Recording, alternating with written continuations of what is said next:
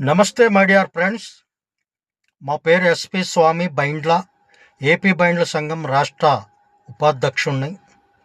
మిత్రులారా, నాగళ్ళ వెంకట్రావు గారి మీద వస్తున్నటువంటి పుకార్లు షికార్లు ఇవన్నీ కూడా అవాస్తవాలు, కావాలని సృష్టిస్తున్నారు.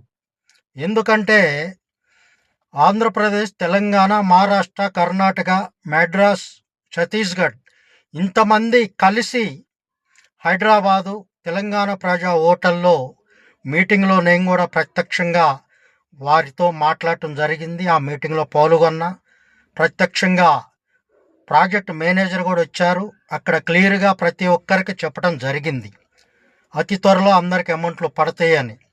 కొంతమంది కావాలని సన్నాసులు పుకార్లు షికార్లు చేస్తున్నారు.